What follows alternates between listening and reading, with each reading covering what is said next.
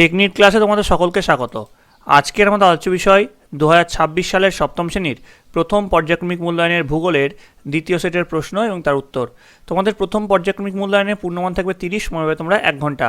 তোমাদের এর আগে প্রথম পর্যায়ক্রমিক মূল্যায়নের অল সাবজেক্টের প্রশ্ন এবং তার উত্তর একটা করে সেটের প্রশ্ন তার উত্তর দেওয়া হয়েছে।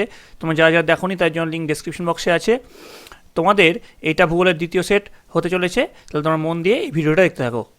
প্রথমে তোমাদের মাস ডিস্ট্রিবিউশনটা দেখে নাও। পৃথিবীর পরিক্রমণ, ভূপৃষ্ঠের কোন স্থানের অবস্থান নির্ণয়, বায়ুর চাপ, এশিয়া মহাদেশ, এই 4টে চ্যাপ্টার রয়েছে। পৃথিবীর পরিক্রমণ থেকে তোমাদের থাকবে 2টো এমসিকিউ, ভূপৃষ্ঠের কোন স্থানের অবস্থান নির্ণয় থেকে থাকবে তোমাদের 2টো এমসিকিউ, এশিয়া মহাদেশ থেকে থাকবে 2টো এমসিকিউ। আর এই 4টে চ্যাপ্টার মিলিয়ে তোমাদের 4টে 1 নম্বর প্রশ্ন, 2টো 2 নম্বর প্রশ্ন, 2টো 3 নম্বর প্রশ্ন এবং 2টো 5 নম্বর প্রশ্ন থাকবে। এভাবে মোট 30 নম্বর মাস ডিস্ট্রিবিউশন হবে। এবার দেখো, এই স্কুলে যে তোমাদের প্রথম যে প্রশ্ন রয়েছে সঠিক উত্তরটি নির্বাচন করে লেখো। 1 গুণ 6 সমান 6। প্রথম যে প্রশ্ন কি রয়েছে দেখো, সূর্যের উত্তরায়ণের শেষ সীমা 21শে মার্চ নাকি 21শে জুন নাকি 21শে ডিসেম্বর নাকি 23শে সেপ্টেম্বর? এই যে সঠিক উত্তর সেটা হচ্ছে 21শে জুন। পরের প্রশ্ন 2 নম্বর, উত্তর গোলার্ধের সব থেকে বড় দিন 21শে মার্চ, 21শে জুন, 23শে সেপ্টেম্বর নাকি 22শে ডিসেম্বর? উত্তর হবে 21শে জুন। নেক্সট, পশ্চিমবঙ্গের মাঝ বরাবর বিস্তৃত সমাক্ষরেখাটি হলো কর্কটক্রান্তি রেখা, মকরক্রান্তি রেখা নাকি নিরক্ষরেখা নাকি সুমেরু বৃত্ত রেখা? উত্তর হচ্ছে কর্কটক্রান্তি রেখা। নেক্সট, নিরক্ষরেখা ছাড়া 1 ডিগ্রি অন্তর ভূগোলকের ওপর অঙ্কিত অক্ষরেখার সংখ্যা 179টি, 178টি, 180টি নাকি 90টি? উত্তর হচ্ছে 178টি। নেক্সট দেখো, সেজুয়ান অববাহিকা তৈরি হয়েছে গ্রানাইট, ব্যাসাল্ট, চুনাপাথর নাকি বেলে পাথর দিয়ে? উত্তর হচ্ছে, সঠিক উত্তর যেটা হবে সেটা হচ্ছে বেলে পাথর দিয়ে। চলে আসবো পরের প্রশ্ন, পন্টিক ও টরাস পর্বতশ্রেণী সৃষ্টি হয়েছে পামির গ্রন্থি থেকে, আনাতোলিয়া মালভূমি থেকে, আর্মেনীয় গ্রন্থি থেকে নাকি তিব্বত মালভূমি থেকে? এই যেটা সঠিক উত্তর সেটা তোমাদের হবে আর্মেনীয় গ্রন্থি থেকে। নেক্সট দেখো, শূন্যস্থান পূরণ করো। প্রথমে দেখো কি আছে, এটা 1 গুণ, এটা হবে হাফ গুণ 4 সমান 2 হবে, ঠিক আছে। মুক্তিবেগের গতিবেগ সেকেন্ডে 11.2 কিলোমিটার। সূর্য ও পৃথিবীর দূরত্ব সর্বাধিক হয় অপসূর অবস্থানে। বায়ুর নিম্নমুখী গমনের কারণে বায়ুর উচ্চচাপ সৃষ্টি হয়। আর বিশ্বের বৃহত্তম সামুদ্রিক তৈলখনি হলো সাফানিয়া।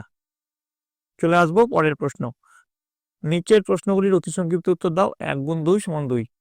প্রথম যে প্রশ্ন দেখো কি আছে, চাঁদ পৃথিবীকে কত দিনে পরিক্রমণ করে? উত্তর লিখবে 27.5 দিনে। পরের প্রশ্ন, লন্ডন অলিম্পিকের উদ্বোধনী অনুষ্ঠান ভারতে সরাসরি রাত 11:30 শুরু হলে লন্ডনে ওই অনুষ্ঠান কখন আরম্ভ হয়েছিল? উত্তর লিখবে রাত 11:30 থেকে 5:30 বাদ দিলে সন্ধ্যে 6টা হয়, ঠিক আছে, সন্ধ্যে 6টায় শুরু হয়েছিল। এবার দেখো 3 দাগের প্রশ্ন, নিচের প্রশ্নগুলির সংক্ষিপ্ত উত্তর দাও। যে কোনো 2টি প্রশ্নের উত্তর দিতে হবে। প্রথম যে প্রশ্ন কি রয়েছে, সূর্যের বার্ষিক আপাত গতি কাকে বলে? উত্তর লিখবে পৃথিবী তার উপবৃত্তাকার কক্ষপথে 66 কোণে হেলে সূর্যকে প্রদক্ষিণ করায় সূর্যরশ্মি কখনো নিরক্ষরেখায়, কখনো কর্কটক্রান্তি রেখায় বা কখনো মকরক্রান্তি রেখার উপর লম্বভাবে কিরণ দেয়। সূর্যের উত্তরায়ণের সময় 21শে জুন সূর্য কর্কটক্রান্তি রেখার উপর লম্বভাবে কিরণ দেয় এবং 23শে সেপ্টেম্বর সূর্য নিরক্ষরেখায় লম্বভাবে কিরণ দেয়। দিয়ে পুনরায় দক্ষিণায়নের ফলে 22শে ডিসেম্বর মকরক্রান্তি রেখার উপর লম্বভাবে কিরণ দেয়। এরপর আবার 21শে মার্চ নিরক্ষরেখা লম্বভাবে কিরণ দেয়। অর্থাৎ উত্তর গোলার্ধে কর্কটক্রান্তি রেখা 23 ডিগ্রি উত্তর থেকে, দক্ষিণ গোলার্ধে মকরক্রান্তি রেখার 23 ডিগ্রি দক্ষিণের মধ্যে সূর্যের একটা আপাত সঞ্চরণ গতি পাওয়া যায়। একেই সূর্যের আপাত বার্ষিক গতি বলে। একে রবিমার্গ বা বার্ষিক রবি সঞ্চরণ বলে। আচ্ছা, তোমাদের পরীক্ষায় রবিমার্গ কাকে বলে এটাও কিন্তু আসতে পারে। রবি কথার অর্থ সূর্য এবং মার্গ কথার অর্থ হচ্ছে পথ। সূর্যের এই আপাত গতিপথকেই রবিমার্গ বলে। পরের প্রশ্ন দেখো, মকর সংক্রান্তি কাকে বলে?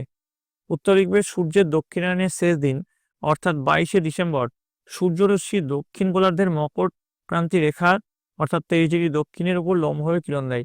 ফলে এই দিন দক্ষিণ গোলার্ধের দিন সবচেয়ে বড় এবং রাত সবচেয়ে ছোট হয়। 14 ঘন্টা দিন, 10 ঘন্টা রাত হয়। এই দিনকে বলা হয় মকরক্রান্তি বা শীতকালীন সৌরস্থিতি। তো এই অবস্থা, এই দিন কেমন অবস্থা থাকে দেখো, ডিসেম্বর এই দিনটিতে মধ্যাহ্নে সূর্যরশ্মি মকরক্রান্তি রেখায় লম্ব হয়ে পতিত হয়। 2. দক্ষিণ গোলার্ধে সূর্যের দিকে ঝুঁকে অবস্থান করে। 3. ছায়াবৃত্তর প্রতিটি সমঅক্ষরেখাকে অসমানভাবে ভাগ করে। এর ফলাফল কি লিখবে? মকর সংক্রান্তির দিন দক্ষিণ গোলার্ধের দীর্ঘতম দিন ও ক্ষুদ্রতম রাত্রি এবং উত্তর গোলার্ধে এর বিপরীত অবস্থার সৃষ্টি হয়। এবার দেখো 3 দাগের প্রশ্ন, সমচাপ রেখা কাকে বলে? তো সমচাপ রেখা কাকে বলে দেখো এখানে তোমাদের ডিসপ্লে হচ্ছে। সমচাপ রেখা পয়েন্ট দিবে, দিয়ে সমচাপ রেখা কাকে বলে সেটা লিখবে, তারপরে তার বৈশিষ্ট্যটা লিখে দেবে। কারণ অনেক সময় তোমাদের সমচাপ রেখার বৈশিষ্ট্য থাকে, তো এখানে বৈশিষ্ট্যটাও লিখে দিয়েছি যাতে তোমাদের একসঙ্গে তোমরা এর উত্তরটা দিতে পারো। ঠিক আছে, এখানে 7টা পয়েন্ট আছে বৈশিষ্ট্যের, সুন্দর করে কিন্তু লিখে নেবে। চলে আসছি পরের প্রশ্ন। আমি পড়লাম না, পড়লে কিন্তু ভিডিওটা লম্বা হয়ে যাবে, তোমাদেরই দেখতে ভালো লাগবে না। পরের প্রশ্ন, 4 দাগের প্রশ্ন, নিচের প্রশ্নগুলির সংক্ষিপ্ত ব্যাখ্যামূলক উত্তর দাও। যে কোনো 2টি প্রশ্ন উত্তর দিতে হবে। প্রথম যে প্রশ্ন আছে দেখে নাও কি আছে। প্রথম প্রশ্ন রয়েছে, অক্ষরেখা ও দ্রাঘিমারেখার পার্থক্য নির্দেশ করো। তো এখানে দেখো অক্ষরেখা আর দ্রাঘিমারেখার পার্থক্য, যেটা তোমাদের আগেও ছিল, আগেও পড়িয়েছি। বিষয় কি আছে? সংজ্ঞা, সংখ্যা, আকৃতি আর সর্বোচ্চ ও সর্বনিম্ন মান। তো এখানে দেখো শেষ ঘরটা যদি তোমরা বুঝতে না পারো, আমি শেষ ঘরটা শুধু পড়ে দিচ্ছি। অক্ষরেখার সর্বোচ্চ মান 90 ডিগ্রি আর সর্বনিম্ন মান 0 ডিগ্রি, আর দ্রাঘিমারেখার সর্বোচ্চ মান 180 ডিগ্রি, সর্বনিম্ন মান 0 ডিগ্রি। ঠিক আছে, এবার দেখো পরের যে প্রশ্নটা আছে, পৃথিবীর বায়ুচাপ বলয়গুলিকে চিত্রের সাহায্যে বর্ণনা করো। তো প্রথমে দেখো বায়ুচাপ বলয় বা এয়ার প্রেসার বেল্ট দিয়ে কি লিখবে? পৃথিবীতে কয়েকটি নির্দিষ্ট অঞ্চলের বায়ুতে প্রায় সারা বছরই স্থায়ী উচ্চচাপ ও নিম্নচাপ বলয়াকারে অবস্থান করতে দেখা যায়। পৃথিবীর এই উচ্চচাপ ও নিম্নচাপযুক্ত বলয়াঞ্চল বায়ুচাপ বলয় নামে পরিচিত। দিয়ে পয়েন্ট দিবে সৃষ্টি, দিয়ে লিখবে গোলাকার পৃথিবীর বিভিন্ন স্থানে আবর্তন গতির তারতম্য এবং লম্ব ও তির্যক সূর্যরশ্মি বায়ুচাপ বলয় সৃষ্টিতে সাহায্য করেছে। অবস্থান পয়েন্ট দিবে, দিয়ে লিখবে পৃথিবীতে বায়ুচাপ বলয়গুলি বিভিন্ন অক্ষাংশের পূর্ব পশ্চিমে বিস্তৃত। দিয়ে এই ছবিটা সুন্দর করে তোমরা এঁকে দেবে। ঠিক আছে, এবার দেখো পরের যে প্রশ্ন, বায়ুর উচ্চচাপ ও নিম্নচাপের 3টি পার্থক্য লেখো। তো এখানে যে বিষয়গুলো নিয়ে পার্থক্য লেখানো হয়েছে, সংজ্ঞা, উষ্ণতা, জলীয় বাষ্প আর বায়ুচাপের মাত্রা, এই বিষয়গুলোর উপরে পার্থক্যটা লেখা হয়েছে। পার্থক্যটা সুন্দর করে তোমরা লিখে নিও। আচ্ছা, শেষ যে লাইনটা আছে অর্থাৎ শেষ বিষয়টা যদি তোমার বুঝতে অসুবিধা হয় আমি পড়ে দিচ্ছি। বায়ুচাপের মাত্রা 1000 তারা মিলিবার বা তার বেশি হলে উচ্চচাপ হয়, আর বায়ুচাপের মাত্রা 986 মিলিবার বা তার কম হলে নিম্নচাপ হয়। ঠিক আছে, এবার দেখো চলে আসবো আমরা পরবর্তী যেটা আছে, নিচের প্রশ্নগুলির উত্তর দাও। যে কোনো 2টি প্রশ্নের উত্তর দিতে হবে। প্রথম প্রশ্ন কি রয়েছে দেখো, চিত্রসহ সংক্ষেপে ঋতু পরিবর্তনের বর্ণনা দাও। এবার দেখো প্রথমে যেটা আমরা এখানে ডিসপ্লে করছি সেটা সুন্দর করে তোমরা দেখে নেবে।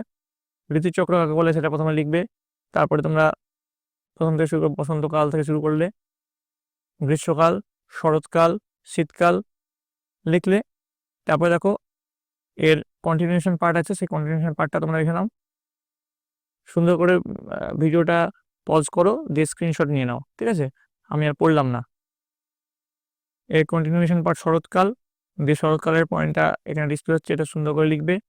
তারপর পরবর্তীতে শীতকাল, শীতকাল লিখলে। তারপরে তোমরা ঋতুচক্রের এই যে ছবিটা, এই ছবিটা সুন্দর করে এঁকে দেবে। ঠিক আছে, এবার দেখো তোমাদের যে পরবর্তী প্রশ্ন, জলবায়ুর বৈচিত্র্য অনুসারে এশিয়া মহাদেশের মৌসুমী জলবায়ু ও ভূমধ্যসাগরীয় জলবায়ু সম্পর্কে আলোচনা করো। দিয়ে তোমাদের এই উত্তরটা কেমন হবে দেখো। প্রথম পয়েন্ট দিবে মৌসুমী জলবায়ু অঞ্চল, দিয়ে অবস্থান লিখবে। এর অবস্থানটা লেখা হয়ে গেল। অবস্থান 10 ডিগ্রি উত্তর থেকে 30 ডিগ্রি উত্তর অক্ষাংশের মধ্যবর্তী দেশসমূহ। কি কি দেশসমূহ আছে দেখো, Bharat, Pakistan, Bangladesh, Nepal, Bhutan, Myanmar, Vietnam, Thailand, চীন ও জাপানের দক্ষিণাংশ প্রভৃতি স্থানে এই জলবায়ু দেখা যায়। প্রধান বৈশিষ্ট্য দেখো, বৈশিষ্ট্য পয়েন্ট করে লেখা আছে। প্রথমে পয়েন্ট দেবে উষ্ণতা, দিয়ে উষ্ণতা পয়েন্ট করে লিখবে। তারপরে পয়েন্ট দেবে বৃষ্টিপাত, তারপরে পয়েন্ট দেবে বায়ুপ্রবাহ, দিয়ে এই যে মৌসুমী জলবায়ু অঞ্চলের প্রধান বৈশিষ্ট্যগুলো শেষ করলাম। এবার দেখো ভূমধ্যসাগরীয় জলবায়ু অঞ্চল, এই অবস্থানটাকে লিখবে। 30 ডিগ্রি থেকে 45 ডিগ্রি অক্ষাংশের মধ্যে ভূমধ্যসাগরের তীরে অবস্থিত সিরিয়া, লেবানন, জর্ডন, ইসরায়েল, তুরস্ক ইত্যাদি দেশে এই জলবায়ু পরিলক্ষিত হয়। যে প্রধান বৈশিষ্ট্য একইভাবে উষ্ণতার কি বৈশিষ্ট্য থাকে, বৃষ্টিপাতের কি বৈশিষ্ট্য, আবহাওয়ার কি বৈশিষ্ট্য, এটাও কিন্তু সুন্দর করে লিখবে। ঠিক আছে, এবার দেখো 3 নম্বর কি আছে, এশিয়ার নিরক্ষীয় জলবায়ু অঞ্চলের জলবায়ু বৈশিষ্ট্য লেখো। আর নিরক্ষীয় জলবায়ু অঞ্চলের কয়েকটি স্বাভাবিক উদ্ভিদের নাম লেখো। তো এর উত্তরটা তোমরা কিভাবে লিখবে দেখে নাও। এর উত্তরটা প্রধান বৈশিষ্ট্য দিয়ে পয়েন্ট দেবে, দিয়ে উষ্ণতা পয়েন্ট করবে, উষ্ণতা পয়েন্ট করে লিখবে সূর্যরশ্মির লম্বভাবে পড়ে বলে সারা বছর উষ্ণতা বেশি থাকে। বার্ষিক গড় উষ্ণতা 25 ডিগ্রি থেকে 30 ডিগ্রি সেলসিয়াস।